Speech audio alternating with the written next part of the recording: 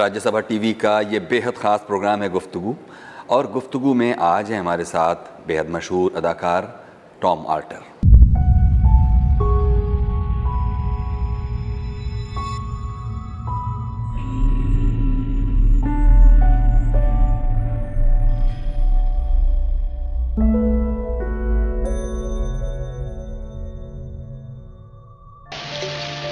Sir, मेरा ये भरा हुआ ग्लास खत्म होते ही इन दोनों को तोप से उड़ा दो।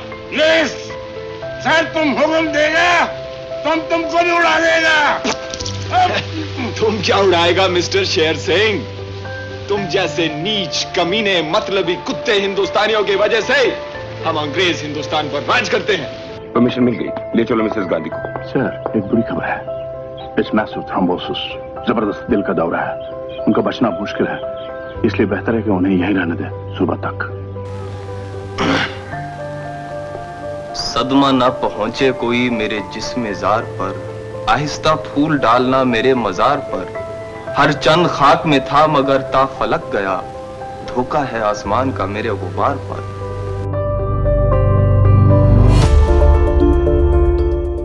टॉम आल्टर एक जाने माने अभिनेता। 22 जून 1950 को मसूरी में पैदा हुए टॉम आल्टर पहली नजर में भले ही विदेशी लगें, लेकिन हैं वो पूरी तरह से हिंदुस्तानी। टॉम आल्टर के दादा दादी 1916 में अमेरिका से भारत आए और यहीं बस गए। टॉम की स्कूली शिक्षा मसूरी के ही वुडस्टॉक स्कूल में हुई। शुरू में टॉम की दिलचस्पी फिल्मों के बजाय खेलों में थी। 18 साल की उम्र में वो कॉलेज के लिए अमेरिका पढ़ने गए, लेकिन एक ही साल में वो हिंदुस्तान वापस आ गए। वापस आने के बाद 19 साल की उम्र में टॉम आल्टर ने हरियाणा में जगाधरी के सेंट थॉमस स्कूल में बतौर खेल अध्यापक 6 महीने नौकरी भी की। टॉम की जिंदगी में टर्निंग पॉइंट तब आया जब उन्होंने 1970 में राजेश खन्ना की फिल्म आराधना देखी।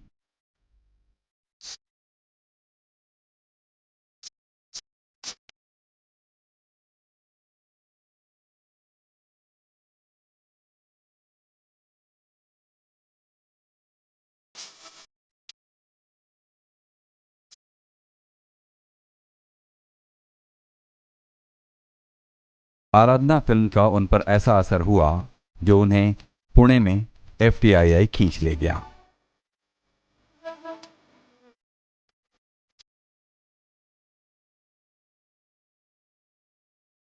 पुणे के फिल्म इंस्टीट्यूट में उनकी मुलाकात नसीरुद्दीन शाह और बेंजामिन गिलानी जैसे अभिनेताओं से हुई, और इन्हीं के साथ रोशन तनेजा की निगरानी में उन्होंने एक्टिंग सीखी।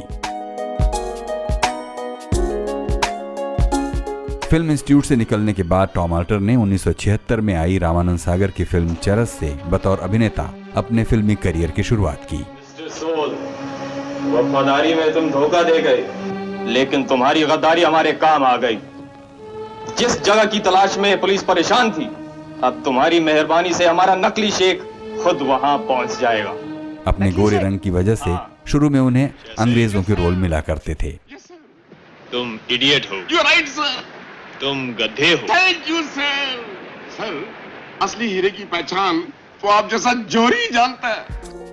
1977 में टॉम आल्टर ने अपने FTII के क्लासमेट और दोस्त नसीरुद्दीन शाह और बेंजामिन गिलानी के साथ मोटली नाम का थिएटर ग्रुप खोला, जिसके साथ उनका रंगमंच का सफर लगातार जारी है। 2014 में राज्यसभा टेलीविजन के खास धारावाहिक संविधान में टॉम आल्टर ने मौलाना अबुल कलाम आजाद का किरदार निभाया, जिसमें उनके काम को काफी सराहा गया। ऐसी किसी भी तरह की पेशकश के सख्त खिलाफ है। हिंदुस्तान एक मुल्क है, आप सुन रहे हैं लियाकत अली खान साहब। हिंदुस्तान एक मुल्क है और एक ही असेंबली इसका आइन बना सकती है, जिसमें तमाम सूबों, इलाकों, मजहबों और फिरकों के चुने हुए मेंबरान और राजे रजवाड़ों के भेजे हुए नुमाइंदे भी शामिल होंगे। फिल्मों के अलावा टॉम खेलों में बहुत दिलचस्पी लेते हैं। 1988 में टॉम आल्टर ने जब सचिन तेंदुलकर का इंटरव्यू लिया तब सचिन की उम्र महज 15 साल थी। ये सचिन तेंदुलकर का पहला इंटरव्यू था। Oh, I think this is just start. It's the start of it. It's part of being a cricket star also, na? To give interviews. इंशा जी क्या बात बनेगी, हम लोगों से दूर हुए, हम किस दिल का रोग बने। टमाटर को उर्दू अदब और शेर व शायरी में गहरी दिलचस्पी है। बस्ती बस्ती आग लगी थी, जलने पर मजबूर हुए, रिंदों में कुछ बात चली थी, शीशे चकनाचूर हुए। क्या बात है। बहुत बहुत स्वागत है टॉम साहब प्रोग्राम। धन्यवाद धन्यवाद। हमको बताइए, ये तो हमें सबको मालूम है कि आप खुद हिंदुस्तान में ही पैदा हुए, लेकिन आपके फोरफादर, खास तौर पर आपके ग्रैंडफादर जी जी जी शायद कहीं बाहर से आए। जी जी ये बहुत। बताइए कि क्या कहानी है। आज से 100 साल पहले यानी कि 1916 में मेरे दादाजी मरहूम और मेरी दादी जी मरहूमा ये अमेरिका से आए थे 100 साल पहले। नवंबर का महीना था। जहाज़ उनका उतरा मद्रास, मद्रास से फिर बाई ट्रेन ये लोग गए लाहौर। तो 100 साल से हमारा ख़ानदान यहाँ हिंदुस्तान में बसा हुआ है। मेरे वालिद साहब की पैदाइश भी सियालकोट की है, अब उनका इंतकाल हुआ है। उसके बाद आज़ादी के बाद हमारे ख़ानदान में भी बंटवारा हुआ। दादी जी दादाजी वो पाकिस्तान में रहे, हम लोग इस तरफ हिंदुस्तान में रहे। और इलाहाबाद, जबलपुर, सहारनपुर और अंत में राजपुर एक जगह है देहरादून और मसूरी के बीच, वहाँ हम लोग रहे। स्कूलिंग मसूरी में, वुडस्टॉक स्कूल में। तो अब मेरा बेटा और उनका बेटा यानी कि कितनी पुश्तें हुई, एक तो पांच पुश्तों से हम लोग यहाँ हिंदुस्तान में रह रहे हैं। तो इसलिए बहुत फ़ख्र के साथ नहीं, लेकिन बहुत खुशी के साथ हम लोग कहते हैं कि हम हिंदुस्तानी हैं। दादा और दादी जी 100 साल पहले आप कहते हैं अमेरिका के किस शहर से आए होंगे और हिंदुस्तान क्या करने आए? ये आए थे, रह रहे थे ओहायो में। ओहायो एक स्टेट है, मतलब मिड अमेरिका में है लगभग। और मिशनरीज थे। Presbyterian church, United Presbyterian church of America, उनके लिए मिशनरीज थे। और सबसे पहले उन्होंने काम करना शुरू किया रावलपिंडी, पेशावर, सियालकोट, उस इलाके में मिशनरीज थे। तो जाहिर सी बात है कि बाइबल वगैरह का वो प्रचार कर रहे थे। लेकिन जहाँ तक खैर मैं दादी जी से मैं खूब मिला था, लेकिन जो दादाजी थे हमारे, बहुत जल्द उनका इंतकाल हुआ, तो मैं कभी उनसे मिल नहीं पाया। दादी जी थी बड़ी सख्त मिजाज वाली औरत, बड़ी मेम। एक ज़माने में आपको मालूम है कि बड़ी मेम हुआ करती थी, तो ये बड़ी मेम थी। लेकिन उन्हें हिंदुस्तान से बेहद प्यार हो गया था, बेहद मोहब्बत हो गई। अपने आप को बाद में, पहले हिंदुस्तानी अपने आप को कहती थी, बाद में पाकिस्तानी हो गई थी वो। और इस मुल्क से, हिंदुस्तान से लगाव भी था, प्यार भी थी, मोहब्बत भी, और चिंता भी थी कि जो चीज़ें गलत हो रही थी, मज़हब के नाम पे नहीं, सियासत के नाम पे, या शायद किसी गलत ख्याल की वजह से, वो चिंतित भी रहती थी, परेशान भी रहती थी। तो इसलिए हमारा जो ताल्लुक़ है हिंदुस्तान से बहुत गहरा है, और सिर्फ मज़हब तक वो महदूद नहीं है। शुरुआती 10 बरस अगर आप अपनी ज़िंदगी के देखें तो वो ठीक क्या किसी एक शहर में या कई शहरों में? मेरी पैदाइश मसूरी में हुई, लेकिन उस वक्त मेरे वालिदैन इलाहाबाद में काम कर रहे थे। लेकिन मुझे इलाहाबाद इसलिए याद नहीं है क्योंकि मैं जब 2 साल का था तो इलाहाबाद छोड़ के हम लोग सहारनपुर चले गए। तो सहारनपुर का मुझे कुछ हल्का सा मंजर याद है। उसके बाद 54 में, 74 में, सॉरी हाँ नहीं 54 में हम लोग आए थे राजपुर। तो वो मुझे बखूबी याद है 54 से लेकर 68 तक, यानी कि जो ख़ास एक ज़माना होता हर आदमी की ज़िंदगी में, वो या तो मसूरी में बीता या तो फिर राजपुर में। तो बहुत सुनहरे दिन थे। और राजपुर जहाँ हम रहते थे उस वक्त आबादी बहुत कम थी, जंगल था। चारों तरफ मंदिर थे, आश्रम थे। शाम के वक्त मंदिर की घंटियाँ बजती थी, बहुत हमको अच्छा लगता था। एक तरफ ये यमुना नदी बहती थी, दूसरी तरफ गंगा। तो बहुत खुशगवार एक ज़माना था। और स्कूलिंग हमारी वुडस्टॉक स्कूल मसूरी में चल रही थी, वो भी यानी कि स्कूलिंग जन्नत में, और सर्दियों की छुट्टियां वो भी जन्नत में। तो हम लोग बहुत खुश नसीब थे कि ज़िंदगी के शुरुआती जो 10 साल थे वो बहुत अच्छे गुजरे। बीच में एक बार हम अमेरिका भी गए थे, हम गए थे 58 में, और 1 साल हम वहाँ रुके, वो भी अच्छा लगा। लेकिन आपने बिल्कुल सही कहा कि शुरुआती जो एक आदमी की ज़िंदगी के 10 साल होते हैं, वो जो दौर था, उससे एक आदमी जो भी है, टॉम वॉल्टर हो, जो भी हो, उस समय वो आदमी जो है वो आदमी बन जाता है। और मेरे साथ भी यही हुआ। आपके वालिद क्यों अलग अलग शहरों में? इलाहाबाद में ये कॉलेज में पढ़ाते थे, यूइंग क्रिश्चियन कॉलेज में पढ़ाते थे। उसके बाद सहारनपुर में एक सेमिनरी है जहाँ मजहबी पढ़ाई की जाती है, वहाँ 2 साल रहे। ईसीसी में क्या पढ़ाते थे? ईसीसी में ये हिस्ट्री और इंग्लिश, अच्छा। दोनों चीज़ें। हाँ हाँ। और कभी कभार मुझे कुछ पुराने लोग मिलते हैं, अब तो खैर ज़्यादातर चले गए, कि टॉम साहब हम आपके वालिद साहब के शागिर्द थे, और मुझे बहुत अच्छा लगता है ये।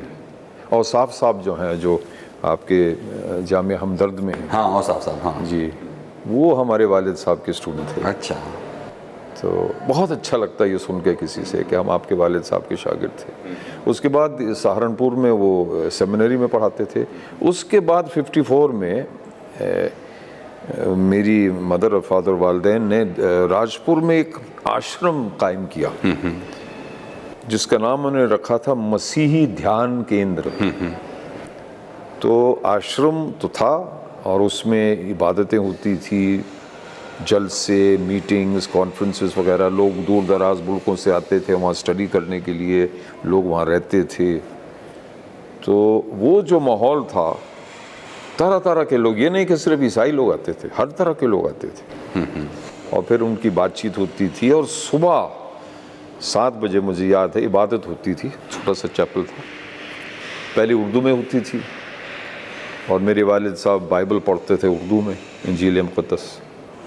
उसके बाद जब 62 या 63 में हिंदी को अडॉप्ट किया गया न, तो उसी दिन ये मेरी वालिदा मुझे बताती थी, वालिद साहब ने कहा कि नहीं, कल से जो इबादत होगी वो होगी हिंदी में। और हम तो छोटे थे, तो जब हिंदी के नए नए शब्द हमारे सामने आए तो हम समझ नहीं पा रहे थे कि ये क्या है।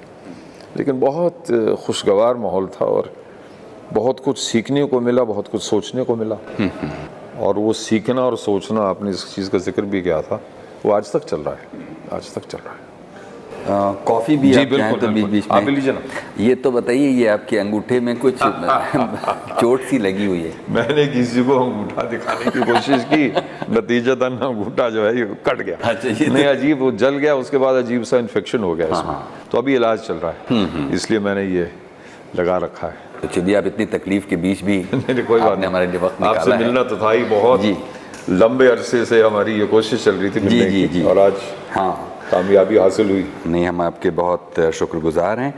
ये बताइए कि जो ये मसीही केंद्र, जी, मसीही केंद्र, मसीह ध्यान केंद्र, ध्यान केंद्र, उस ज़माने में आप लोग की उम्र कितनी थी? हम जब वहाँ गए तो मैं 4 साल का था। हाँ। और जब मैं कॉलेज के लिए अमेरिका गया तो 18 साल का था। यानी कि 4 साल की उम्र से लेकर 18 साल की उम्र तक 14 साल हम वहाँ राजपुर में रहे। जी। और तब खुद, जैसे कि आपके वालिद ने अपने वालिद के पेशे को आगे बढ़ाया, जी। तो आपके ऊपर भी ऐसा कुछ दबाव रहा होगा कि आप? दबाव तो नहीं, देखिए, पादरियों से मैं घिरा रहा हूँ बचपन से। वालिद साहब पादरी, दादाजी पादरी, नाना जी पादरी, चाचा जी पादरी, शादी के बाद ससुर जी पादरी, अब मेरे बड़े भाई साहब भी पादरी बन गए। तो मैं पादरियों को बखूबी जानता, बड़े अच्छे लोग हैं, लेकिन मेरे अंदर पादरी बनने की वो काबिलियत जो होनी चाहिए मेरे अंदर कभी आई नहीं। लेकिन पादरियों को मैं बहुत मानता हूँ, मैं उनका बहुत मजाक भी उड़ाता हूँ, क्योंकि जैसे वाइज होते हैं या पंडित होते हैं वैसे पादरी होते हैं। लेकिन मेरे वालिद साहब पादरी तो थे, लेकिन उनके विचार या उनके ख्यालात महदूद बिल्कुल नहीं थे।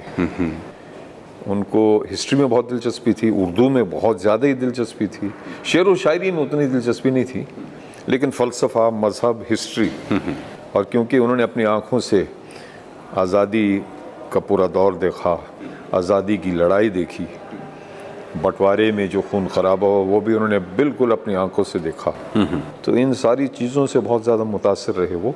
तो हमारे घर में बेशक मैं उस गुफ्तगू में शामिल नहीं था, लेकिन जैसे खाने की मेज़ पर जो बातचीत होती थी इन्हीं चीज़ों को लेकर कि बंटवारा क्यों हुआ, होना चाहिए था, अगर हुआ तो अब क्या होगा, अलग अलग जैसे इस धर्म में और इस मज़हब में क्या फ़र्क है, अमरीकी सियासत में और हिंदुस्तानी सियासत में क्या फ़र्क है।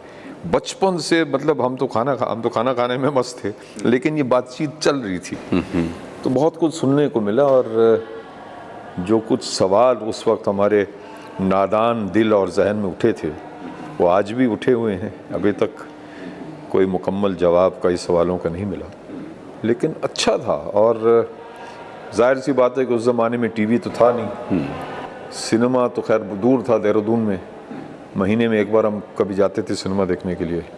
तो राजपुर में एक, और मुझे अच्छी तरह से याद है, ये मैंने पहले भी जिक्र किया था कि राजपुर में आज भी आश्रम और ये मंदिर बहुत हैं। तो शाम के वक्त कभी बंगाली आश्रम से वो घंटियों की आवाज़ आती थी, कभी शहनशाही आश्रम से, कभी रामतीर्थ आश्रम से। तो मुझे याद है मैं वही 8-9 साल का था, तो मैंने अपने वालिद साहब से पूछा कि इस इलाके में इतने आश्रम, इतने मंदिर क्यों हैं, और ये हमारा मसीही ध्यान केंद्र वो भी आपने यहाँ क्यों कायम किया। तो उन्होंने कहा कि ये जो हिस्सा है ये बहुत पवित्र, बहुत पाक हिस्सा है हिंदुस्तान का, क्योंकि 25 मील दूर इस तरफ गंगा बहती है और 25 मील दूर उस तरफ यमुना बहती है।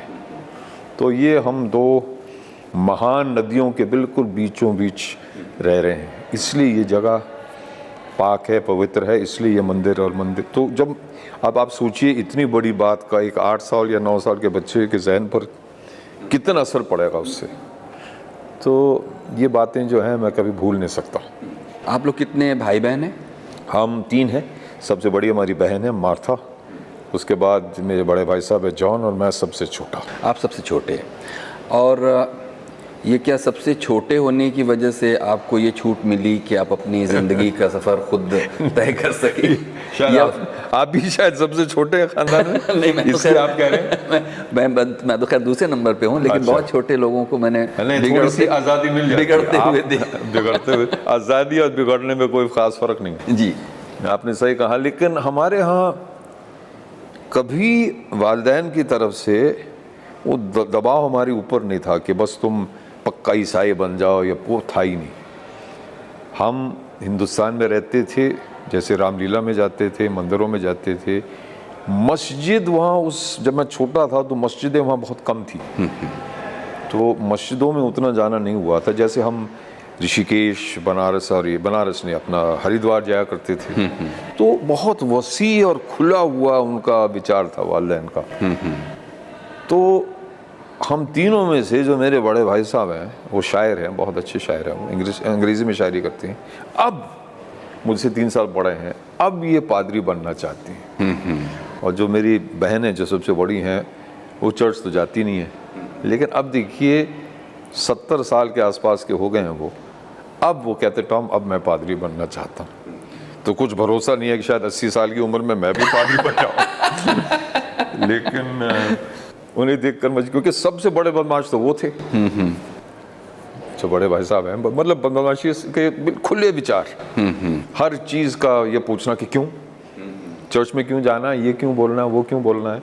अब वो आदमी जो है 70 साल की उम्र में, लगभग 70, अब वो पादरीपन उनमें जाग उठा है, मुझे बहुत अच्छा लगा। तो हम फिर ये देखते हैं कि शायद 18 साल की उम्र तक शायद जो अमेरिका में आपका वक्त गुजरा, जी जी, वहाँ से लौटने के बाद फिर आपने अपने पैरों पर खड़े होने के लिए या रोज़ी रोटी अपनी जुटाने के लिए क्या किया? देखिए मैं कॉलेज के लिए अमेरिका गया था, बहुत अच्छे को येल यूनिवर्सिटी में गया था जो दुनिया का माना, लेकिन मेरा दिल वहाँ नहीं लगा। दिल तो लगा लेकिन पढ़ाई वहाँ इतनी सख्त थी, और मैं ज़रा आवारा किस्म का था उस टाइम, तो रोज़ाना 8-9 घंटे पढ़ाई करना ये मेरे बस का रोग नहीं था। तो मैं वापस चला आया और मेरे वालिद साहब बहुत अक्लमंद आदमी थे, उन्होंने मेरे लिए एक नौकरी ढूंढ निकाली टीचर की। एक जगह है हरियाणा में जगाधरी, शायद आपने नाम जगाधरी, यमुनानगर के पास। तो जगाधरी में एक स्कूल है, आज भी है, सेंट थॉमस स्कूल। तो उसमें मुझे नौकरी मिली 19 साल की उम्र में टीचर की। कोई ट्रेनिंग नहीं, कुछ नहीं, मैं टीचर बन गया, वहाँ काम किया। फिर मेरे चाचा जी, जिनको मैं गुरु मानता हूँ, वो वुडस्टॉक में प्रिंसिपल थे, उन्होंने फिर मुझे वुडस्टॉक बुलाया, वहाँ भी काम किया। फिर अमेरिका गया वापस, वहाँ पे अस्पताल में काम किया। फिर चाचा जी ने वापस मुझे हिंदुस्तान बुलाया। तो इस तरह से 2.5 साल तक ये जद्दोजहद चलती रही और मैं नौकरी करता रहा और रोज़ी ज़्यादा कमाता था, रोटी कम। और उसके बाद खैर ये बहुत मशहूर क़िस्सा है, मैंने सन 70 में राजेश खन्ना की फ़िल्म देखी आराधना, वो जगाधरी में। और मुझे फ़िल्म इतनी अच्छी लगी, उनकी अदायगी बहुत अच्छी लगी, शर्मिला टैगोर बहुत अच्छी लगी। तो उस वक्त मेरे मन में वो ख्याल उसका उठना शुरू हुआ एक्टर बनने का। उस पर मैंने अमल किया। 2 साल बाद मैंने फिल्म इंस्टीट्यूट में एडमिशन अपना दिया, ऑडिशन टेस्ट में पास हो गया, मैं दाखिला मेरा वहाँ हो गया। 2 साल तक, ये 72 से लेकर 74 तक मैं फिल्म इंस्टीट्यूट में रहा। एक्टिंग कोर्स किया मैंने हमारे गुरु रोशन तनेजा की निगरानी में। और वो जो 2 साल थे ज़िंदगी के, वो मैं अगर सीधा फिल्म इंडस्ट्री में जाता तो मैं इस वक्त आपके सामने ना बैठा हुआ होता। मैं इंस्टीट्यूट गया, कुछ संजीदगी के साथ मुझे सोचना पड़ा कि एक्टिंग कोई बाएं हाथ का खेल नहीं है। ये राजेश खन्ना का जो कमाल है, यूं करना देखने में बहुत आसान होता है, लेकिन कैमरे के सामने पूरे एतमाद के साथ यूं करना आसान नहीं है। तो ये चीज़ें जो हैं, इनका पता मुझे चल गया और अपने बारे में बहुत कुछ पता चल गया फिल्म इंस्टीट्यूट में। और वो दिन मैं कभी भूल नहीं सकता हूँ। रोशन तनेजा साहब का मैं आज भी बेहद शुक्रगुजार हूँ, आज भी मैं उनको गुरु मानता हूँ, आज भी हमारा उनसे मिलना रहता है। अभी उनकी किताब छपने वाली है, उसको छपवाने में मैंने कुछ उनकी मदद की। तो बहुत कमाल का रिश्ता रहा, ना सिर्फ तनेजा साहब के साथ, लेकिन हमारे जो क्लास फेलोज थे, बेंजामिन गिलानी साहब, चंद्रमोहन खन्ना साहब, उदय चंद्रा साहब, फुनसुक लता, बहुत सारे हमारे जूनियर्स थे, नसीरुद्दीन शाह, ओमपुरी, सीनियर थे शबाना आज़मी। तो ऐसे ऐसे लोग थे इंस्टीट्यूट में। तो क्रिकेट का मैं कप्तान रहा, 2 साल तक क्रिकेट खेला। नसीर भी हमारे साथ खूब क्रिकेट खेला। अच्छे दिन थे वो, बहुत अच्छे दिन थे। तो इस तरह राजेश खन्ना की जो आराधना थी, उसके बाद फिर आप, वो हमारी आराधना बन गई। आराधना आपकी बन गई। ये जगाधरी में हो रहा था ये? जी, जगाधरी। कुछ उस दौर का जो फिल्म कल्चर था उसके बारे में बताइए, क्योंकि जगाधरी तो छोटी सी जगह जी, देखिए जगाधरी अगर देख लिया जाए तो मैंने सिर्फ 6 महीने तक वहाँ नौकरी की, जो एक बहुत ही मुख्तसर सा एक वक्फा है, लेकिन मेरी ज़िंदगी में बहुत बड़ा वक्फा रहा है वो। क्योंकि मैं जब मसूरी में था, वुडस्टॉक में, हम हिंदी फिल्मों को थोड़ा सा वो समझते थे, हम अंग्रेज़ी फिल्में देखते, हॉलीवुड की फिल्में, हिंदी फिल्में। लेकिन मैं जब जगाधरी गया था 19 साल की उम्र में, तो वहाँ अंग्रेज़ी फिल्में चलती नहीं थी। तो जगाधरी टॉकीज़ में सिर्फ हिंदी फिल्में चलती थी, यमुनानगर में सिर्फ हिंदी फिल्में चलती थी। और मेरे दोस्त अहबाब तो एक आध दिन के अंदर बन गए। डेविड हमारे बहुत अच्छे दोस्त आज भी हैं। तो शाम को ये लोग ये फिल्म देखने जा रहे थे, साधु और शैतान।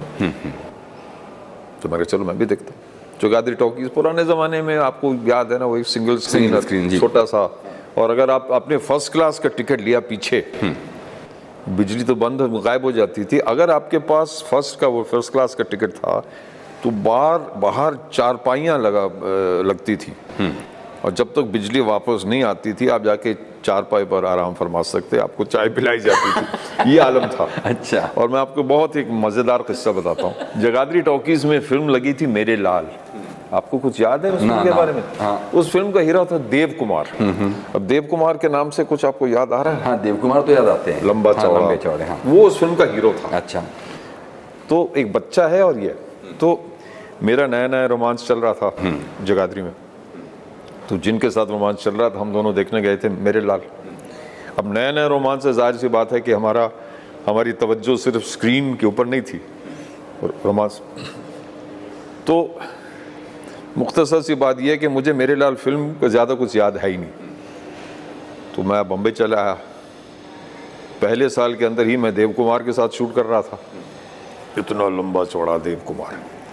तो मैंने कहा सर हमने आपकी एक फिल्म देखी मेरे लाल जगाधरी में, बहुत अच्छी लगी। ये मुझसे बहुत बड़ी भूल हुई, क्योंकि फिर उन्होंने पूछा कि उसमें क्या क्या अच्छा लगा और मुझे कुछ याद नहीं है फिल्म का।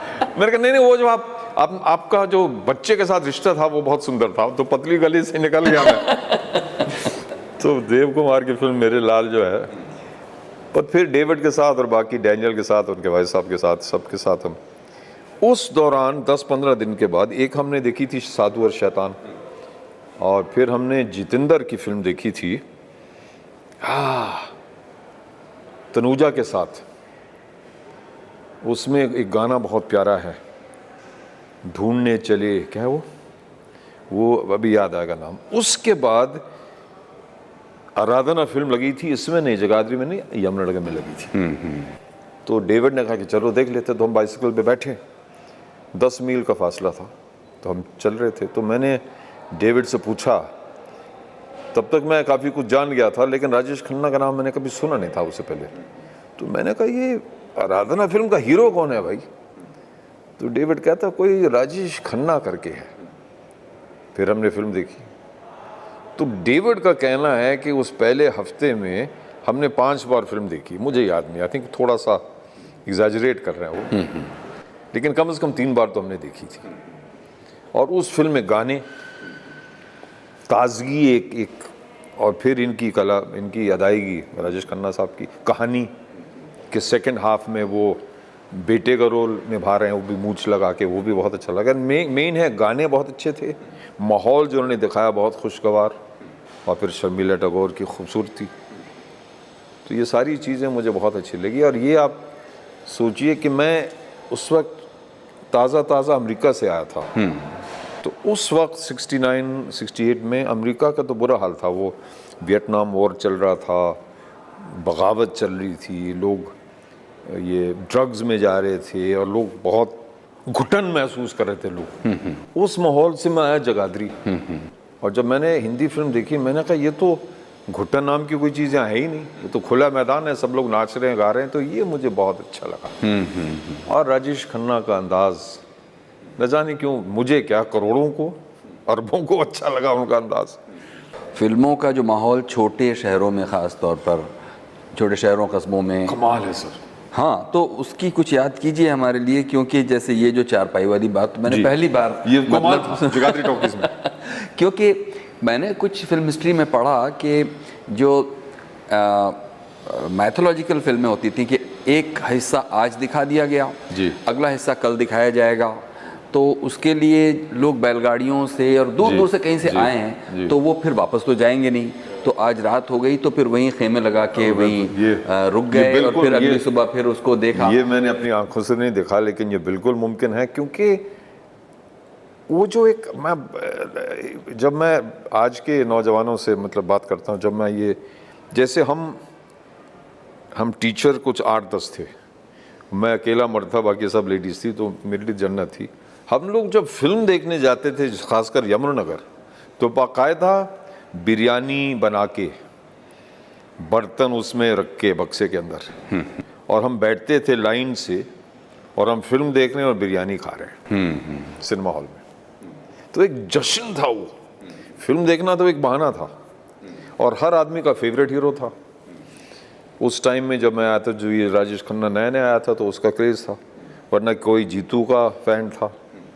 दिलीप कुमार, तब तक मुझे याद है दिलीप कुमार की मैंने पहली फिल्म वहाँ देखी थी, संजीव कुमार जिसमें थे, वो बनारस की कहानी, बहुत मशहूर फिल्म है वो, अभी याद आएगा। तो उसमें वो सीन है जब संजीव कुमार और दिलीप कुमार शतरंज खेल रहे होते हैं, तो उस वक्त मुझे कुछ मालूम नहीं था, तो वो उनको ये खिताब मिल गया था दिलीप कुमार का, ग्रेटेस्ट एक्टर इन एशिया।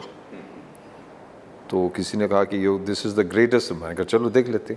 लेकिन उस फिल्म में मुझे संजीव कुमार की एक्टिंग ज़्यादा अच्छी लगी। और जो मैंने कुछ लोगों के सामने कहा कि दिलीप कुमार तो ठीक है लेकिन ये नया लड़का संजीव कुमार ज़्यादा अच्छा है, लोग मेरे ऊपर नाराज़ हुए, जैसे मैं दिलीप कुमार को गाली दे रहा हूँ। वो जो क्रेज़ था, और धर्मपाजी क्योंकि जगाधरी पहले पंजाब का हिस्सा था, हरियाणा तो नया नया बन गया था, धर्मेंद्र का क्रेज़ मतलब मैं बता नहीं सकता। और मेरी जो पहली फिल्म रिलीज़ हुई चरस 75 में, उसमें मैंने धर्मपाजी के बॉस का रोल किया था। अब लोगों को ये नहीं मालूम था कि मेरा क्या किरदार था। हाँ, ये अंग्रेज़ जो है ये धर्मेंद्र का बॉस बना हुआ है, ये तो इससे बड़ा कोई अचीवमेंट पंजाब में हो ही नहीं सकता था कि कोई धर्मेंद्र का बॉस बन जाए। तो वो जो क्रेज़, और फिर उस वक्त ये जो इन तीनों का थोड़ा सा जवाल शुरू हो गया था, देवानंद और दिलीप कुमार और राज कपूर का, लेकिन तब भी द ट्रियो, जब इन तीनों का नाम लिया जाता था तो लोग खामोश हो जाते थे कि जैसे हम तीन भगवानों के नाम ले रहे हैं। ये जो क्रेज़ मैंने अपनी आंखों से देखा। और नॉर्थ इंडिया में क्योंकि ये तीनों पंजाबी थे, राज कपूर, देवानंद और दिलीप कुमार, तो जो नॉर्थ इंडिया के लोग थे वो समझते कि ये हमारे अपने हैं। तो वो, और ये जो बॉबी के बारे में आप कुछ किस्सा जी सुनाते हैं, मैं वो भी बिल्कुल आपको बताइए। बताता हूँ। बॉबी तब क्या था कि यूपी में मालूम नहीं क्यों, और खासकर मसूरी में फिल्में बाद में आया करती थी, तो बॉबी का क्रेज़ था। तो ये यमुनानगर में लगी थी बॉबी, क्योंकि यमुनानगर हरियाणा में, तो मैं मसूरी में था। मैं खुद तो नहीं गया था, लेकिन बाकायदा बसें बुक की जाती थी देहरादून मसूरी से, और वाया सहारनपुर ये यमुनानगर लोग जाते थे सिर्फ बॉबी फिल्म देखने के लिए। तो ये बॉबी बस कहलाती थी, और ये कम से कम 2 या 3 महीने तक ये क्रेज़ चला। और एक आपको बात बताता हूँ, पाकीज़ा फिल्म लगी थी देहरादून में, तब तक इनका इंतकाल नहीं हुआ था, मीनू कुमारी का। तो मैं अपने दोस्त के साथ स्कूटर पर बैठ के मसूरी से देहरादून गया। हमने देखी फिल्म, बहुत अच्छी लगी, लेकिन वो उसकी हवा वो नहीं थी उस वक्त। चंद दिनों के बाद या चंद हफ्तों के बाद मीनू कुमारी का इंतकाल हुआ। दोबारा जो हम देखने गए कुछ 2 महीने बाद, तो हमको टिकट ना मिले। तो ये जो एक अजीब, जैसे राजेश खन्ना की 3 महान फिल्में, मैं मसूरी में काम कर रहा था उस वक्त। एक बस चलती है मसूरी से, आज भी चलती है, नाइट बस कहलाती है वो। रात को कुछ 10 बजे मसूरी से निकलती है, सुबह कुछ 6 बजे दिल्ली पहुंचती है। तो थर्सडे की रात को मैं उस बस से दिल्ली जाया करता था। मेरे वालिदैन दिल्ली में रहते थे उस वक्त, मैं जाकर थोड़ा सा आराम करता था। फिर 3 बजे के शो मैं रीगल सिनेमा में मैंने आनंद, दुश्मन और अमर प्रेम, ये इनकी 3 फिल्में मैंने इस तरह से देखी। और क्रेज़ की हम बात करें, आनंद फिल्म आपको तो बखूबी याद होगा। ये जब राजेश खन्ना की एंट्री होती है उनके दफ्तर में, क्या नाम है, जो डॉक्टर बनते हैं, अमिताभ बच्चन नहीं, जो दूसरे बहुत बड़े कलाकार हैं महाराष्ट्र के, अभी नाम याद आएगा। तो उनके दफ्तर का दरवाज़ा वो स्विंगिंग टाइप का है जो यूं खुलता है। तो राजेश खन्ना के आनंद का काफ़ी जिक्र तब तक हो चुका होता कि कैमरा जाता है उसके ऊपर, दरवाजे के ऊपर, सिर्फ दरवाजे के ऊपर, अभी तक दरवाज़ा खुला नहीं, और जैसे कैमरा गया दरवाजे के ऊपर तो पब्लिक पागल, चीखना चिल्लाना, सीटियाँ बजाना, ताकि राजेश खन्ना इस दरवाजे से अंदर आएगा, और 2-3 सेकंड के अंदर वो आ जाता है। तो ये माहौल जो है, ये आज भी क्रेज़ है, मैं मानता हूँ सलमान का क्रेज़। अभी मैं अमेरिका में था तो उनकी फिल्म क्या नाम है, सुल्तान, अभी जो है उसका वो क्रेज़ है बॉस्टन में। वो इन सब का क्रेज़ है, लेकिन वो जो क्रेज़ था, मुझे, आपको एक एक्टर याद होगा, मनमोहन जी, विलन। हाँ, मतलब कैमरे के सामने बोलना नहीं चाहिए, लेकिन रेप करने में उनको महारत हासिल थी। तो मैं, क्योंकि आराधना में भी थे वो, तो मैं यहीं दिल्ली में था, मैं कनॉट प्लेस में। तो मनमोहन जी मुझे कहीं दूर नज़र आए, उतने बड़े स्टार थे ही नहीं कि लोग, बट मैं गया सर, मैंने कहा सर, उस टाइम सेल्फी तो होता, मैंने कहा सर एक ऑटोग्राफ। तो मनमोहन जी मुझे ये देख रहे हैं कि ये गोरा आदमी कहाँ से आया, मुझे कैसे जानते हो, तो उन्होंने दे दिया। ये सन 72 की बात होगी। उसके बाद जब क्रांति फिल्म की शूटिंग शुरू होने वाली थी तो मनमोहन जी मनोज कुमार की हर फिल्म में नजर आएंगे आपको। तो मैं मनोज साहब के घर पर बैठा हुआ था तो मनमोहन जी आए, ये कुछ 4 साल बाद। तो मैं वहाँ मनोज साहब के साथ बैठा हुआ था, वो अंदर आए, वो मुझको यूँ देख रहे मनमोहन जी कि मैंने पहले कहीं आपको देखा है।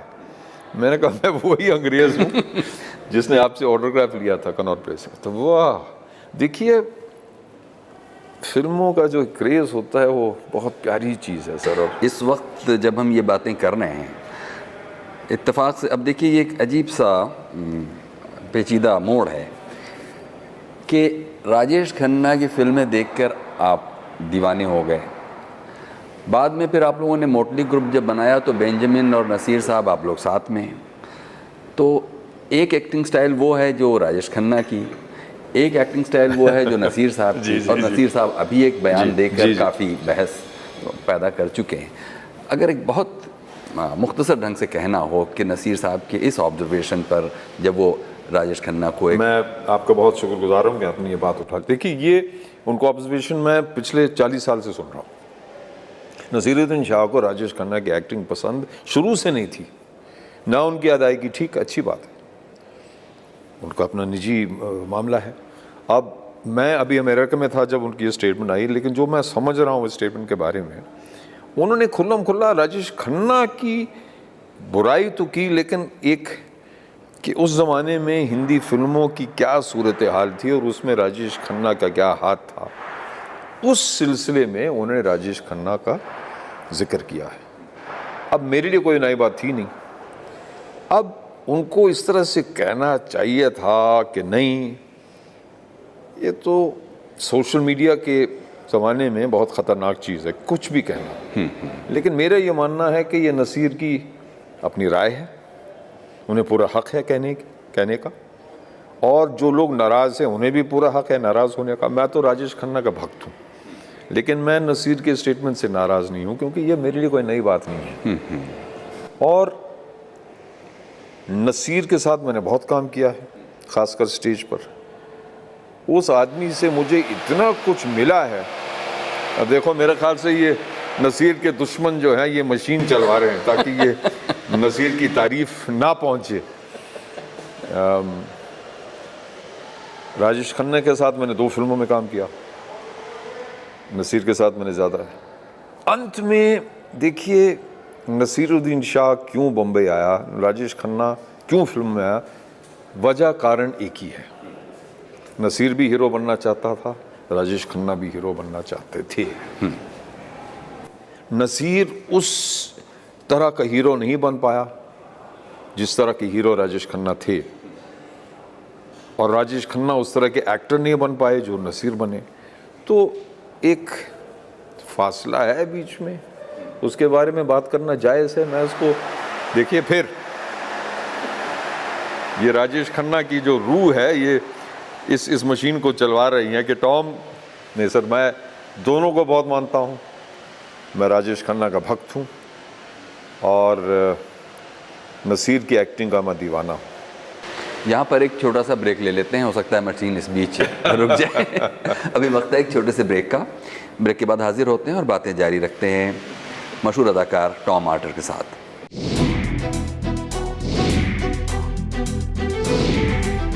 दिल से दिलों की बात। I was an actor by accident. सामने होने के बावजूद आप इतने कॉन्फिडेंट कैसे हैं? न कोई शह न कोई मात। जब मैं डायरेक्ट करता हूँ तो मेरे ऊपर एक स्टूडियो होता है कि पेट हमेशा ठीक नहीं होता है। जिस इंसान के अंदर डिसिप्लिन है वो इंसान जो है जमीन से उठ के आसमान को छू सकता है। जिंदगी के सफर की कहीं अनकही बात। ऐसा मैं कुछ और कर लेता तो जो मैं और इससे बड़ा बन जाता तो मैं नहीं सोच सकता। अब मुश्किल है बताना किसका गाना कौन गा रहा है। कामयाबियां नाकामियां, शोहरत आती है और एक वक्त के बाद चली जाती है। चुनौतियां और चिंताएं। फिल्मों से कोई भी गिला है, आपको समाज को ठीक कीजिए, वो खुद बहुत ठीक हो जाए। मेरे ख्याल में रुलाता नहीं हूँ, मैं रोता हूँ। अंतरंग चर्चाएं। ये बहुत बड़ा संगीतकार बनेगा, अपना सच बोलता है ये। आप में एक वर्सेटैलिटी होनी चाहिए। हल्की फुल्की चुटकियाँ। ये सिलसिला धुक-धुकी का जो है वो हमेशा से कायम रहा है। तेरी अखियाँ दो नाली, तेरी बत्तियाँ दो नाली, लगे राइफल सा झटका तो हार तौबा। दिलचस्प दास्तानों का एक अनोखा सिलसिला गुफ्तगू, रविवार रात 10:30 बजे और सोमवार सुबह 7 बजे। स्वागत है एक बार फिर से। प्रोग्राम है गुफ्तगू और गुफ्तगू में आज है हमारे साथ मशहूर अदाकार टॉम आल्टर। टॉम जी, ब्रेक से पहले हम लोग ये सब बातें कर चुके कि फिल्मों में आपका कैसे आना हुआ और उस दौर में फिल्म कल्चर कैसा था। फिल्मों में आने के बाद और इतना वक्त गुजारने के बाद जब आप पीछे मुड़कर देखते हैं तो क्या ये फ़ैसला ठीक लगता है कि फिल्मों में आने का फ़ैसला करना ठीक रहा? इससे अच्छा मैं कोई फ़ैसला ले ही नहीं सकता था। और मुझे बहुत कुछ मिला है, बहुत कुछ नहीं भी मिला है, लेकिन जो मिला है इस फिल्म लाइन से, हिंदी फिल्म इंडस्ट्री से, और पिछले 15-20 साल से थिएटर से भी, बल्कि उससे ज़्यादा 30-35 साल से। मैं तो इस लाइन में आया था राजेश खन्ना बनने के लिए। मुझे होश आया कि भाई मैं राजेश खन्ना तो बन नहीं सकता हूँ। पहले टॉम आल्टर तो बन जाओ भाई, राजेश खन्ना तो दूर की बात है। लेकिन आज भी मनोज कुमार साहब, जो जिनको मैं गुरु मानता हूँ, अभी मैं उनके साथ शूटिंग कर रहा था। क्रांति के ज़माने में हमारी बहुत करीबी दोस्ती हो गई थी। तो मनोज साहब ने एक दिन शाम को, मैं ज़रा परेशान था, पैसा नहीं था, शादी करनी थी, बहुत सारी चीज़ें थी। तो मनोज साहब कहते हैं, टॉम यार मेरी गल तो सुन, जो सपना तेरे को बम्बई खींच लाया है उस सपने को ना भूल, वो सपना तेरे को सही रास्ता दिखाएगा। तभी उन्होंने पंजाबी में कहा, मेरी पंजाबी उतनी अच्छी नहीं है जी, पर क्या बात कही उस आदमी ने। और हाल ही में मैं इतना खुश नसीब हूँ, मैं एक फिल्म बनाने जा रहा हूँ, डायरेक्ट करने जा रहा हूँ, कर रहा हूँ बल्कि, उसमें एक गेस्ट अपीयरेंस है मनोज साहब का। तो 28 मई को, जो हमारी शादी की सालगिरह है, तो हमने फिल्म की शुरुआत, फिल्म का मुहूर्त उस सीन से किया मनोज साहब के साथ। मनोज साहब की तबीयत नासाज आप जानते हैं, लेकिन हमने पूरा सीन शूट किया उनके साथ। वो लेटे लेटे थे। मैं बता नहीं सकता हूँ कि उस आदमी ने जो शॉट दिया, मेरे ख्याल से 20-25 साल के बाद वो कलाकार के रूप में कैमरे के सामने आए हैं। मैं दंग रह गया, पूरा यूनिट दंग रह गया। कुछ 8-10 मिनट का शॉट था, फर्स्ट टेक ओके। और शॉट के बाद मेरी हिम्मत नहीं थी कट कहने की। कहता यार टॉम अब कट तो क्या है। तो ये लोग, अब शाहरुख खान साहब ने उनकी एक फिल्म में शायद मनोज कुमार को थोड़ा सा मजाक उड़ाने की कोशिश की, चलो उनका भी हक है। लेकिन शाहरुख खान को, सबको ये सोचना चाहिए कि अगर मनोज कुमार ना होती, अगर राज कपूर, राजेश खन्ना, ये लोग ना होते, तो हमारी ये हिंदी फिल्म इंडस्ट्री ना होती, जिससे ये लोग अरबों में कमा रहे हैं। इन लोगों की वजह से एक इतनी मजबूत बुनियाद जो है डल गई। और अमिताभ को देखिए, आज तक चल रहे वो। कमाल की बात है कि लेट 60s में आए हुए इस इंडस्ट्री में, अब कितने साल हुए, 70 से गिनना शुरू कीजिए आप, तो 45 साल से ये आदमी हिंदी फिल्म इंडस्ट्री को 100 साल हो गए। 45 साल से ये, 45 से भी ज़्यादा, 48 साल से ये लगे हुए हैं। गज़ब। तो ये सबूत है कि हमारी हिंदी फिल्म इंडस्ट्री में अगर आपने लगन के साथ, मोहब्बत के साथ, एक जुनून और जोश के साथ काम किया, अगर आप करते रहें, तो ये इंडस्ट्री आपको ज़िंदा रख सकती है। मैं खुद 42 साल से, 43 साल से इस इंडस्ट्री में हूँ। अब हम फिल्मों से अलग कुछ मुद्दों पर आपका ध्यान चाहते हैं।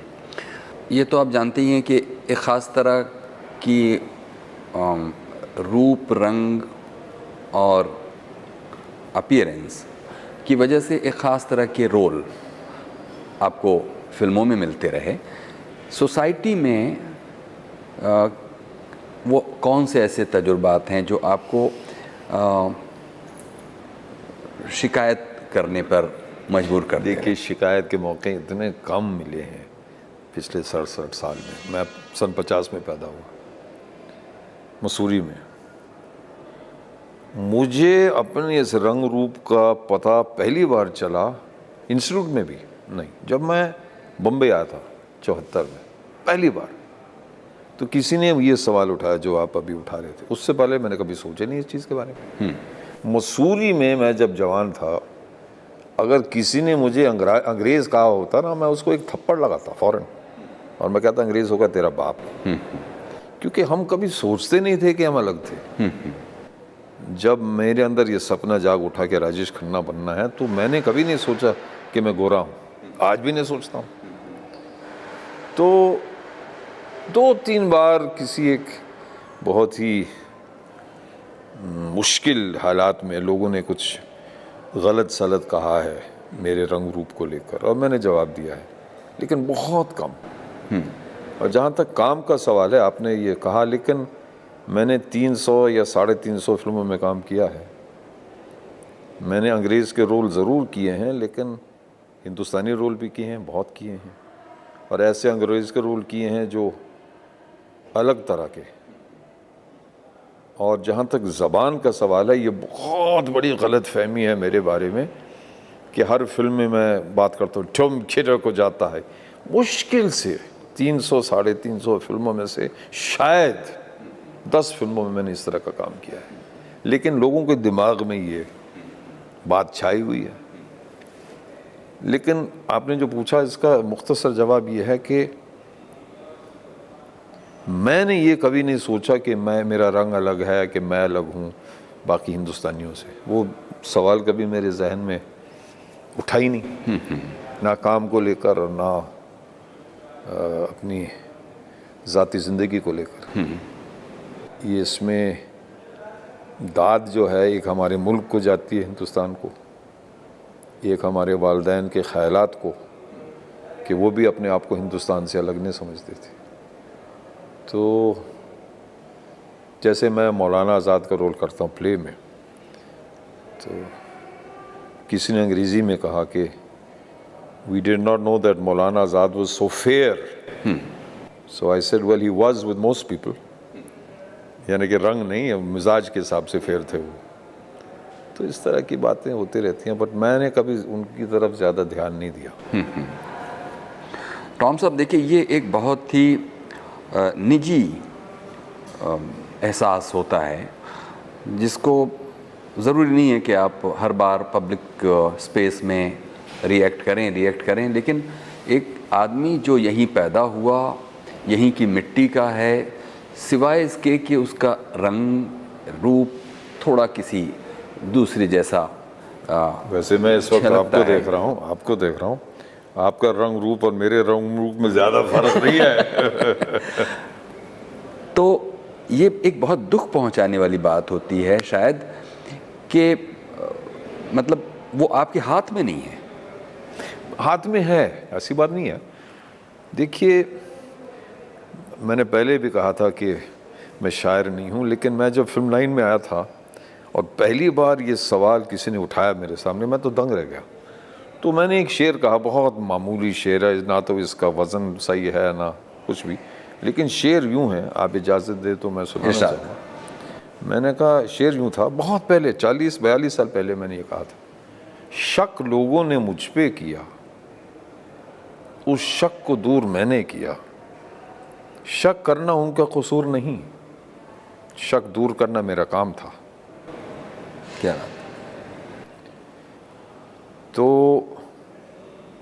जो लोग मुझे जानते हैं, जैसे मसूरी वाले जो हैं, या इंडस्ट्री में जो पुराने लोग हैं, अब जो नई पीढ़ी आई है, क्योंकि खैर खुदा उनको बहुत लंबी उम्र बख्शे, जो 6 महीने पहले हुआ था उसमें उन्हें कोई दिलचस्पी नहीं है। तो जाहिर सी बात है कि जो 60 साल पहले हुआ था उसमें तो वो लोग अभी वापस मुझे फिर वही चीज़ मतलब लोगों को बतानी होती है कि मैं हिंदुस्तानी हूँ। अभी पिछले 5 साल से फिर ये दौर शुरू हुआ, क्योंकि लोग अब पीछे मुड़ के कोई देखता नहीं है, सब आगे देख रहे हैं। तो पर ये कोई मेरे लिए बहुत बड़ा मसला नहीं है। और ख़ासकर थिएटर में पिछले 15 साल से जो मैं कर रहा हूँ, फिल्म में जैसे ये राज्यसभा टीवी में संविधान प्रोग्राम, उसमें मैंने मौलाना आज़ाद का रोल किया था। और किसी ने ये नहीं कहा कि भाई ये, और बल्कि बोलना नहीं चाहिए, छोटा मुँह बड़ी बात, मेरी एक्टिंग की काफ़ी तारीफ हुई थी, लेकिन किसी ने ये नहीं कहा कि ये टॉम ऑल्टर मौलाना आज़ाद कैसे बन गया। बस। और थिएटर में 15 साल से चाहे वो मौलाना आज़ाद हो, गांधी जी का रोल करता हूँ मैं, ज़फ़र का रोल करता हूँ, गालिब का रोल करता हूँ, टैगोर का रोल करता हूँ, और बहुत सारे, साहिर लुधियानवी का रोल किया है। कोई नहीं पूछता कि साहिर इतना गोरा कैसे। अगर आप पूरे भरोसे के साथ, पूरे यकीन के साथ अपना काम करें तो सामने वाला कभी नहीं पूछेगा भाई कि ओह ये ऐसा क्यों है। अगर आप अंदर से डरे हुए हो या आप अंदर से आपको पूरा अपने ऊपर विश्वास या यकीन ना हो, फिर लोग आप पे शक करेंगे। अब राम तेरी गंगा मैली जो फिल्म थी राज कपूर की, उसमें मैंने मंदाकिनी के भाई का रोल किया था, पहाड़ी का रोल किया था। और एक लड़ाई में मेरा खून हो जाए, मेरे कैरेक्टर का खून हो जाता है जब ये लोग हनीमून या सुहाग रात मना रहे होते। वो फिल्म जब रिलीज़ हुई, मुझे याद है वहाँ गुजरात में कहीं मैं सफ़र कर रहा था, उस स्टेशन पर मैं उतरा तो गांव की औरतें आईं मेरे पाँव छूने के लिए कि आपने गंगा की लाज रख ली। मेरा सीरियल चला था जुनून, 8-9 साल तक चला। उसमें मेरा कैरेक्टर था केशव कलसी, पंजाबी। लोगों ने बहुत पसंद किया। उस वक्त किसी ने नहीं ये ना कहा कि भाई ये, तो मैंने कभी उस चीज़ की तरफ ध्यान नहीं दिया। बीते कुछ बरसों में अपने हिंदुस्तानी समाज में आ रहे बदलावों पर आप नज़र डालें तो कौन सी ऐसी चीज़ें हैं जो आपको अलार्मिंग लगती हैं और लगता है कि हम चीज़ों को जहाँ तक ले आए थे, क्या हम उससे आगे ले भी जा पा रहे हैं या नहीं? देखिए, मेरी पैदाइश 50 की है, तो मैंने जब होश संभाला तो ये नया एक हिंदुस्तान बन रहा था। तो वो मैंने अपने आँखों से, एक चीज़ से मुझे, ये बिल्कुल निजी बात है, जब नेहरू जी की बुराई होती है, और आजकल तो रिवाज है कि नेहरू जी ये थे, मैं जब हिंदुस्तान में पैदा हुआ तो वो हमारे प्रधानमंत्री थे। मुझे सिर्फ इतना याद है कि उनके हिंदुस्तान में ये बात कि अच्छा तुम ये हो, तुम वो हो, ये बात सुनने में नहीं आती थी। और 17 साल तक उस आदमी ने हिंदुस्तान को बांध के रखा। उनसे गलतियां हुई, लेकिन अब जब लोग सिर्फ उनकी बुराई करते हैं, खासकर ये जो नई पीढ़ी है जिनको कुछ नहीं मालूम है, तो मुझे बड़ा अफसोस होता है। फिर गांधी जी के बारे में गलत बातें, एक रिवाज जो चल रहा है, आपने सही पूछा 5 साल से, कि पहले जो भी कुछ हुआ है, चाहे वो फिल्मों में या उस खेल में, वो सब बकवास है। लोग सुनील गावस्कर को सिर्फ कमेंटेटर मानते हैं, उनको ये नहीं मालूम कि वो जो आज क्रिकेट की सफलता, जो कामयाबी चल रही है, उसकी बुनियाद किसने डाली थी? सुनील गावस्कर ने। बगैर हेलमेट के वेस्ट इंडीज़ के बॉलरों का सामना किया करते थे। तो इस चीज़ से मुझे दुख होता है कि ये जो आज़ादी से पहले भी, यानी कि 20वीं सदी, पूरी 20वीं सदी में जो भी कुछ हुआ है वो सब बकवास है। मुझे इस चीज़ से बहुत नाराज़गी भी है, और मुझे इस बात की चिंता है कि अगर हमने ये कहा कि 20वीं शताब्दी में जो भी कुछ हुआ वो सब ख़राब है, तो हम दोनों यहाँ बैठ के इतनी आज़ादी से बात कैसे कर रहे हैं? क्योंकि इन लोगों ने नींव या बुनियाद जो डाली थी वो ये थी कि हम सब बराबर हैं। और इतनी नाजुक डोर है ये, जो हमारा भारत या हिंदुस्तान को महफूज रखती है। इतनी नाजुक डोर है वो कि थोड़ा सा आपने यूं किया तो वो डोर कट जाएगी। और अभी जो है ज़्यादातर लोग जो हैं सियासत में भी यार, वो उस डोर की नज़ाकत को नहीं समझ रहे हैं, और वो डोर एक बार कट गई तो आगे न जाने होगा क्या। एक ये। दूसरी बात, मैं ज़रा पुराने ज़माने का आदमी हूँ, हमें एक चीज़ से बचना है। अभी मैं अमेरिका में था, वहाँ भी यही रूल चल रहा है, बल्कि वहाँ से शुरू हुआ। ये मशीनें जो हैं, चाहे वो कंप्यूटर हो, सेल फोन हो, हमें इन चीज़ों के ग़ुलाम नहीं बनना है।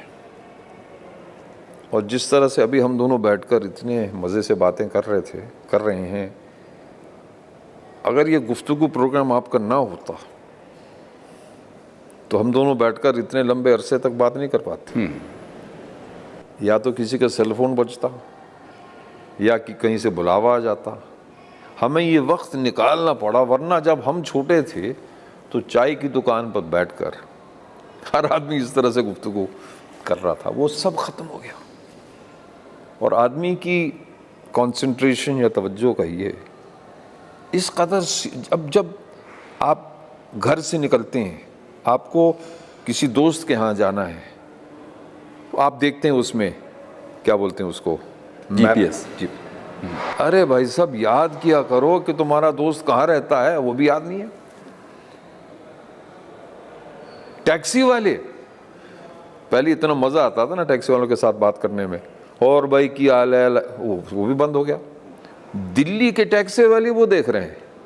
मैं एयरपोर्ट से उतरता हूँ, मैंने कहा मुझे लोधी रोड जाना है। कहाँ जाना है? IIC। अच्छा, एक सेकंड, टक टक, अच्छा। और दिल्ली का टैक्सी वाला IIC जा रहा है, ये इसके सहारे। सर, ये बहुत ख़तरनाक चीज़ है, क्योंकि आपकी कंसंट्रेशन इसमें, याददाश्त की आप तो गई, आपकी कंसंट्रेशन भी गई। ये लोगों को कनॉट प्लेस नहीं मालूम है टैक्सी वालों को। कनॉट प्लेस, वो क्या स्पेलिंग है? मैंने कहा कनॉट प्लेस की स्पेलिंग तुम मुझसे पूछ रहे हो, तुमको मालूम नहीं है कनॉट प्लेस कहाँ है? नहीं साहब, इसमें डालना पड़ता। मैंने कहा बंद करो, मैं तुमको बताता हूँ कनॉट प्लेस का क्या रास्ता है। ये चीज़ बहुत ख़तरनाक है और हमें इससे बचना है। ये तो बात आपने गैजेट्स वाली कही, लेकिन उससे ठीक पहले जो बात आपने कही उस पर थोड़ा और आपसे पूछेंगे। ये जो नाजुक डोर, जी जी, आपका शायद ऐसा कुछ कहना है कि ये जो आज़ादी के बाद के इतने बरस जो गुज़रे हैं, उसमें जो ख्वाब था, उस ख्वाब को कुछ बचाने का, वो ज़रा हमें फिर से समझाइए कि आप क्या कहना चाहते हैं। देखिए, मेरे चाचा जी, जिनको मैं गुरु मानता हूँ, उनका इंतकाल हुआ है। बंटवारे के वक्त जो विधवाएं थीं, इस तरफ भी और उस तरफ भी, वो उनकी सेवा में लगे रहे कम से कम 6-8 महीने तक। खून खराबा उन्होंने अपनी आंखों से देखा, जो तारीख़ इंसानियत में शायद ही मज़हब के नाम पर कभी इतना खून खराबा हुआ हो।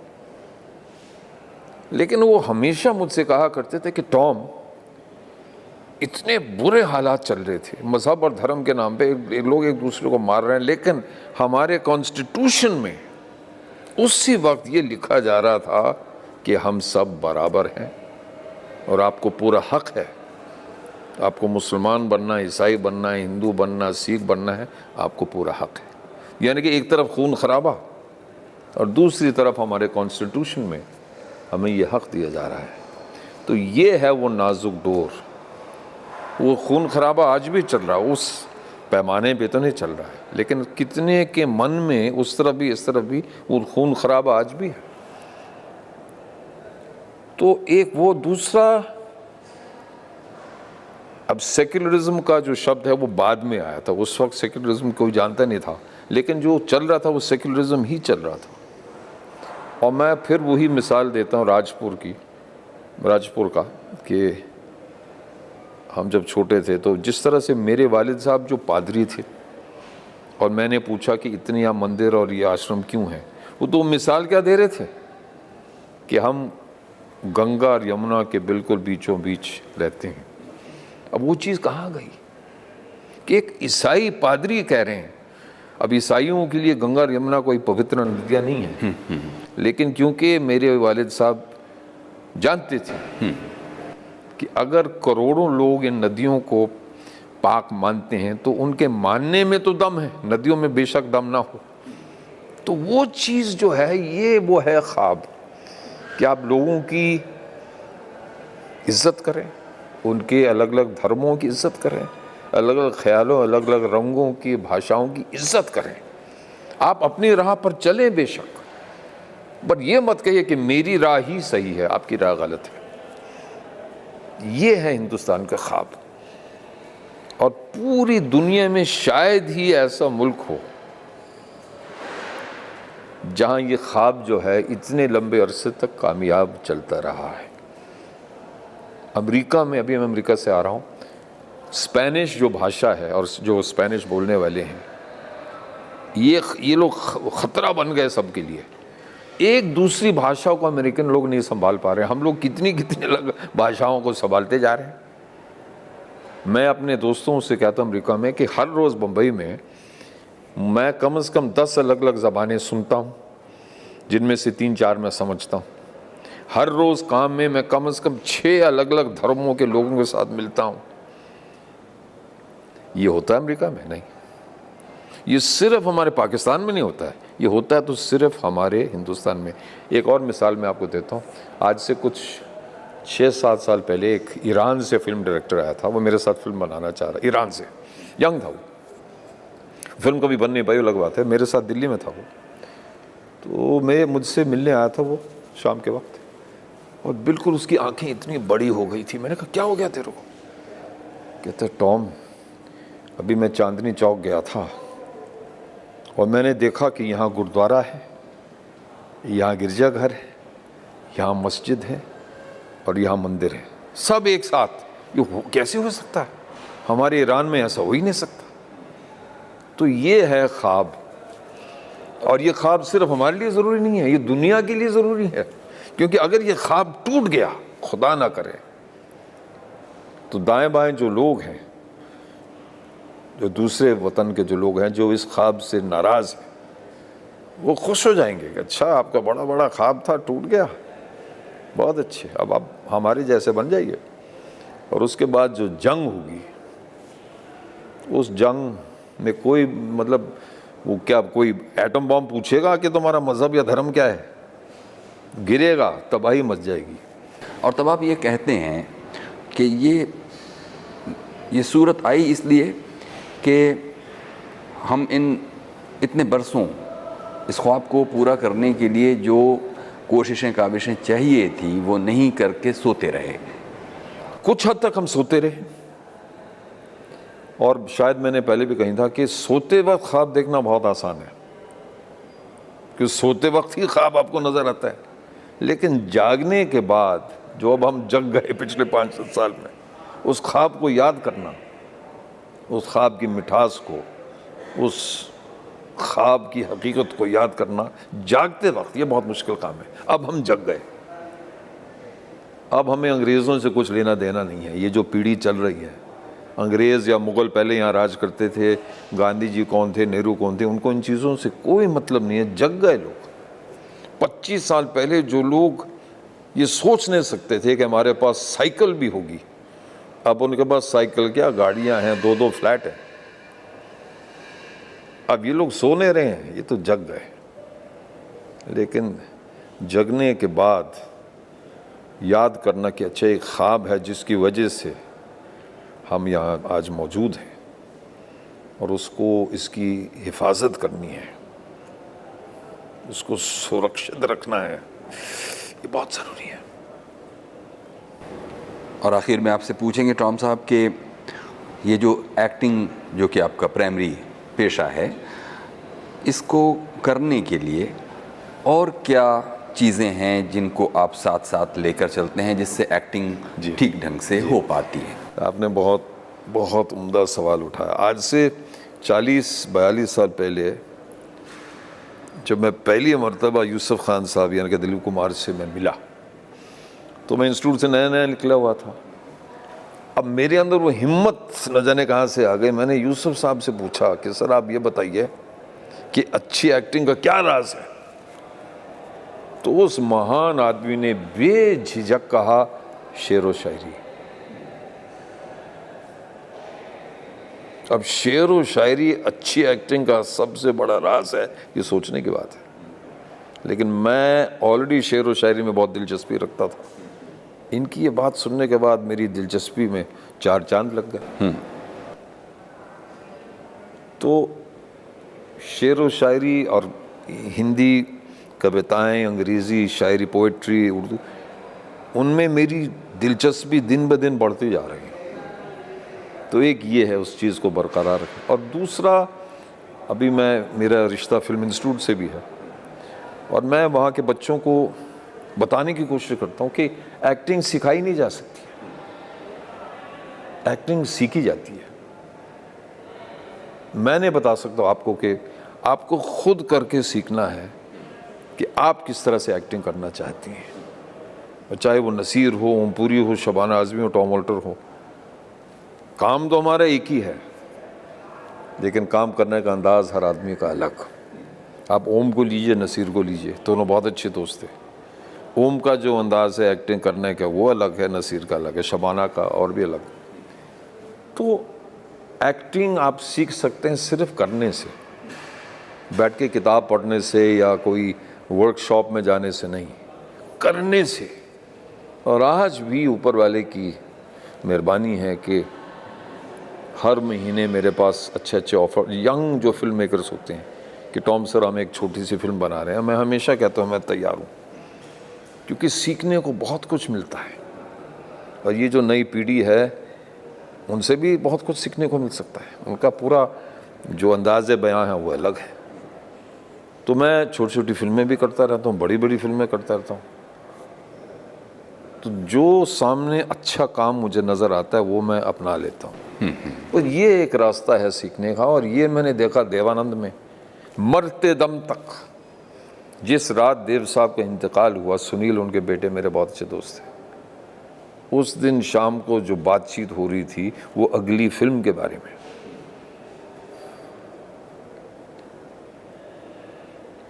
राज कपूर साहब को ये मिला, अवार्ड मिला, मेरे ख्याल से दादा साहब फाल्के अवार्ड मिला। उसके चंद हफ्तों के बाद उनका इंतकाल हुआ। दिलीप कुमार, उनको लंबी उम्र ऊपर वाले बख्शे, अभी उनकी याददाश्त भी बहुत कमज़ोर हो गई है। लेकिन मैं यकीनन कह सकता हूँ कि आज अगर आप उनके सामने मुग़ल आज़म फिल्म दिखाएं, उनकी याददाश्त फिर से जाग उठेगी। मनोज कुमार के साथ अभी मैं आपको बता रहा था, शूटिंग करके मैं आ रहा हूँ उनके साथ, वो आदमी बिस्तर से उठ नहीं सकती, लेकिन जो उन्होंने शॉट दिया हमको, हमारे लिए जो शॉट दिया, तो ये है। हम नसीर की बात कर रहे हैं, नसीर की तारीफ़ में, या कि जिस जज्बे से वो आदमी काम करता है, वो जज्बा मैंने बहुत कम लोगों में देखा है। तो ये है, हमें करना है और वो हम करते रहेंगे। और जब आप जैसे अच्छे लोगों के साथ गुफ्तगू होती है तो बहुत कुछ सीखने को मिलता है। देखिए, जब आप अपने बारे में सोचते हैं, जो हम उमूमन करते ज़्यादा, अब हम फजूल चीज़ों को लेकर अपने बारे में सोचते हैं कि हम मोटे हो गए, हमारे बाल जा रहे हैं और ये पैसा नहीं वगैरह, वो फजूल चीज़ें। हमारी असलियत जो है, अभी आपके साथ पिछले 1 घंटे से जो हम बात कर रहे हैं, ये असलियत की बातें हो रही हैं जो आजकल बहुत कम होती हैं। ओमपुरी ने हमसे कहा कि ये मत समझिए कि मैं अभी रिटायर हो गया हूँ, अगर हो भी गया किसी वजह से तो मेरे पास, मैंने सोच लिया है कि मैं एक ढाबा खोलूँगा और उस ढाबे का नाम भी उन्होंने हमको बताया, दाल रोटी उसका नाम होगा। और उसमें उन्होंने बताया कि चूँकि उन्हें कुकिंग बहुत अच्छी आती है, इसलिए वो आपके हिसाब से, मैं ज़रूर वहाँ पहुँच जाऊँगा। नहीं, आपके हिसाब से अगर आप कोई दूसरा प्रोफेशन करते तो क्या करते? देखिए, बचपन में आज भी मेरा जो लोग मुझे बहुत करीब से जानते हैं, उनको आज भी थोड़ी सी हैरानी है कि टॉम एक्टर कैसे बन गया। मुझे तो स्पोर्ट्समैन बनना था। ऐसा कोई खेल है ही नहीं दुनिया में जिसमें मैंने अपना हाथ चलाने की कोशिश नहीं, कोई भी खेल। और आज भी जब मौका लगता है, ये जब मेरा अंगूठा ठीक हो जाएगा तो मैं वापस क्रिकेट खेलना शुरू करूँगा, बैडमिंटन खेलूँगा, टेनिस खेलूँगा। तो ये मेरा असल शौक़ वो है। जब मैं मैच देखता हूँ, जैसे अभी वेस्ट इंडीज़ का कल से हमारा दूसरा टेस्ट है, 5 दिन का टेस्ट मैच होता है, आज भी अभी से मेरे अंदर बेचैनी है कि कल से टेस्ट है, मुझे देखना है। क्योंकि टेस्ट मैच देखने का जो मज़ा है, लोग T20 के दीवाने हैं, मैं उसको टिक-20 बोलता हूँ, T20। ठीक, अच्छी बात है, लेकिन अभी 5 दिन तक, कल से हमारी टीम और वेस्ट इंडीज़ की टीम के बीच एक मुकाबला होगा और शुरू के 5-10 ओवर ये बताएंगे हमको कि 5वें दिन क्या होगा। अगर आप गौर से देखेंगे तो मैं बस कल बेंगलोर में मेरा थोड़ा सा काम है, तो मुझे ये इस बात का डर है कि शुरू के 5-10 ओवर मैं नहीं देख पाऊँगा। तो ये जो चीज़ है, जब ऐसी चीज़ें हों आपकी फितरत में, तो आदमी बोर कहाँ से होगा? आदमी रिटायरमेंट के बारे में क्यों सोचेगा जब ऐसी चीज़ें आपकी फितरत में हों? एक शेर व शायरी और एक क्रिकेट, अगर आपको इन दोनों चीज़ों में रुचि हो या दिलचस्पी हो तो आप कभी बोर नहीं हो सकते। हमारी तरफ से बातें पूरी हो गई हैं करीब करीब। टॉम साहब, आप कुछ कहना चाहते हो, ऐसी कोई बात जो, कोई सवाल जो मैंने आपसे ना पूछा हो और उसका आप जवाब देना चाहते थे, तो आप? मैं सिर्फ ये कहना चाह रहा हूँ कि आपके साथ गुफ्तगू करने में बेहद मज़ा आया है, और ये मैं ऊपरी बातें नहीं कर रहा हूँ, अंदर से कह रहा हूँ मैं। और बस ये मेरी ख्वाहिश, इच्छा है कि चाय की दुकानों पर बैठकर फिर लोग सेल फोन बंद करके 2-3 घंटे तक इस तरह से गुफ्तगू करें, तो हमारे मुल्क को काफ़ी फ़ायदा होगा इससे। और जब जवान लोग मेरे पास आते हैं सेल फोन लेके, मैंने कहा सुनो, एक काम करो, हर रोज़ 6 घंटे के लिए इस शैतान को बंद करो, 6 घंटे के लिए, और फ़ायदा देखो। कहते सर हमसे लाइनें याद नहीं हो रही हैं। मैंने कहा कैसे याद होंगी लाइनें, जब लाइन करते वक्त आपको पूरा ध्यान इसमें है। तो ये मेरे एक निजी मामला है, और बाकी मेरा ये मानना है कि सरकार किसी की भी हो वो तो ठीक है, एक ज़िंदगी है जिसका सरकार से कोई ताल्लुक़ ही नहीं है, हमें उस ज़िंदगी के बारे में सोचना है। अब मोदी जी पीएम हैं, मनमोहन जी पीएम थे, वो तो सब ठीक, अपनी जगह ठीक है, लेकिन ये जो गुफ्तगू चल रही है, ये कांग्रेस के ज़माने में भी चलती थी, बीजेपी के ज़माने में भी चल रही है।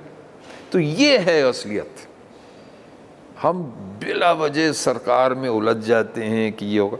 अरे भाई साहब, आओ चाय पियो, बात करो, वो तो चलता ही रहेगा। तो वापस मैं अभी उस ज़माने से निकला नहीं।